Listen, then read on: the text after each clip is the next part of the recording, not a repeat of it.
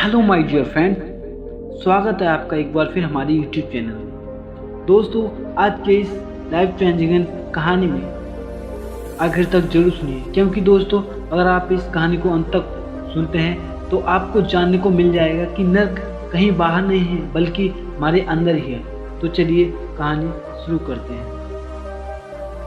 दोस्तों, वह व्यक्ति बुद्ध का भिक्षु भी बना और रिश्ते में बुद्ध का चचेरा भाई भी था और उसने बुद्ध के साथ ज़्यादा समय बिताया था, लेकिन फिर भी उसका जीवन परिवर्तित नहीं हुआ बुद्ध की तरह।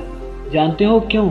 क्योंकि उसने अपने भीतर कड़वाहट के बीज बोकर रखे हुए थे और उस व्यक्ति का नाम था देवदत्त। दोस्तों, देवदत्त ने बुद्ध को मारने की बहुत बार कोशिश भी की, लेकिन वह हर बार असफल रहा। एक बार देवदत्त ये सोचता कि वह राजा अजातशत्रु की सेना को लेकर बुद्ध को और उनके सभी भिक्षुओं को समाप्त कर देगा। देवदत्त राजा के पास जाता है और उनसे कहता है कि राजन, आप मुझे अपनी सेना दीजिए और मैं आपकी सेना की मदद से उस बुद्ध और उसके संघ को समाप्त कर दूंगा। लेकिन इस बार भी देवदत्त असफल हो जाता है, क्योंकि अब तक राजा अजातशत्रु भी गौतम बुद्ध का अनुयायी बन चुका था।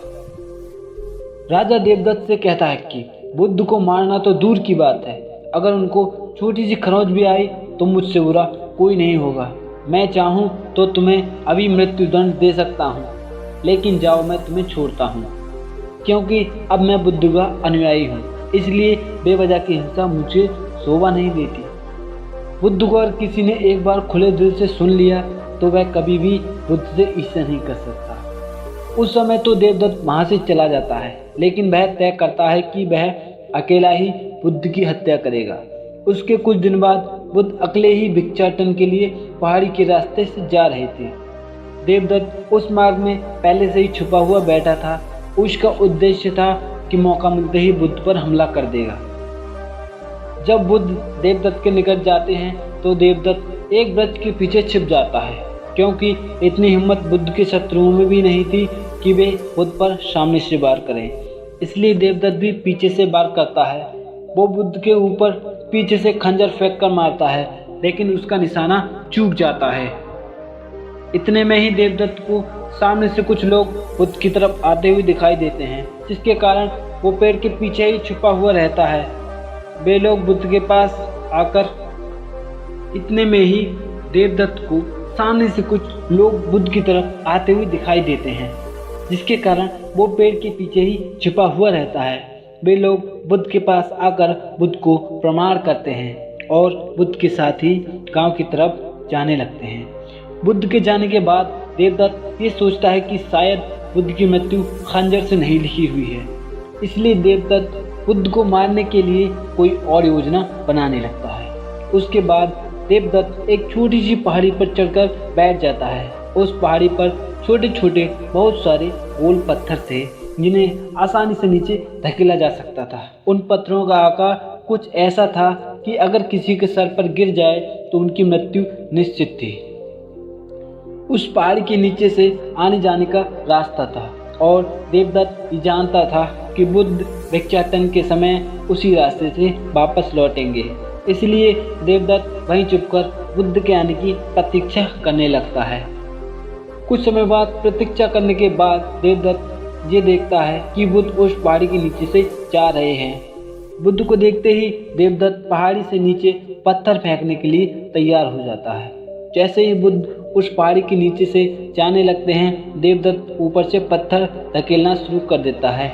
उन पत्थरों से बुद्ध को तो कोई नुकसान नहीं पहुंचता है, लेकिन पत्थर धकेलने के कारण उसका पैर फिसल जाता है और पहाड़ी से लौटते लौटते वह नीचे गिर पड़ता है।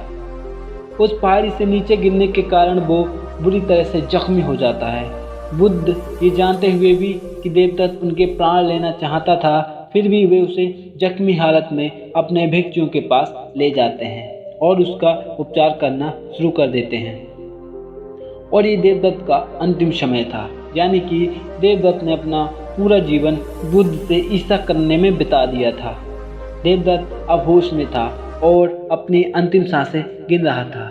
उसकी आंखों के सामने से उसका पूरा जीवन गुजर रहा था, लेकिन इस बार उसकी आंखों के पश्चाताप के आंसू थे और उसे अपनी गलती का एहसास हो रहा था। उसे अब ये बात समझ में आ रही थी कि जिसके प्राण वह लेना चाहता था वही उसके प्राण बचाने के प्रयास में लगा हुआ है।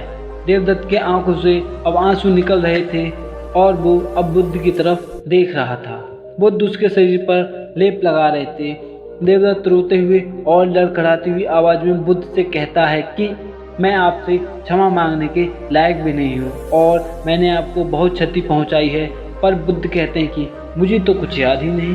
बुद्ध की ये सब सुनते ही देवदत्त की आंखों से आंसू की धारा बहने लगती है और वो दोहराता है, बुद्धम शरणम गच्छामि, धम्मम शरणम गच्छामि, संघम शरणम गच्छामि। दोस्तों, बुद्ध कहते हैं कि बुद्ध, संघ और धर्म हर मनुष्य के अंतर में है और स्वयं को जागने की क्षमता बुद्ध है। जागने के बाद हम जिस पथ पर चलते हैं वह हमारा धर्म और स्वयं के मन को केंद्रित करना यानी उसे केंद्रित करना संघ है। ये तीनों रत्न सभी लोगों के अंदर हैं। उसके कुछ क्षण में बाद देवदत्त अपना शरीर त्याग देता है। तो दोस्तों, मैं आपसे पूछना चाहता हूँ कि देवदत्त ने जैसा जीवन जिया क्या वह जीने लायक था? क्या नरक किसी और जगह का नाम है? मैं नीचे दिए गए कमेंट बॉक्स में जरूर बताएं। वह अपना पूरा जीवन ईर्ष्या की आग में जला और अंत में उसे अपनी गलती का एहसास हुआ। इस बात को जरूर सोचना कि क्या गलती का एहसास करने के लिए मृत्यु आवश्यक है और क्या मृत्यु आने पर ही हमें एहसास होगा कि ईर्ष्या, घृणा और लालच ये सभी चीज व्यर्थ हैं? क्या उससे पहले हम इस जीवन को सुंदर नहीं बना सकते और इसे जीने योग्य नहीं बना सकते? आप ही सोचिए और बताइए। ये जीवन इतना बड़ा नहीं है जितना बड़ा आप इसे सोचते हैं, पर क्योंकि आपको लगता है कि आपका जीवन बहुत लंबा है इसलिए आप अपनी ऊर्जा को बेवजह की चीज़ों पर बर्बाद कर देते हैं, जैसे ईर्ष्या, घृणा और लालच। क्या आप सोच सकते हैं कि कोई व्यक्ति अपने पूरे जीवन को किसी से ईर्ष्या करने में बिता दे?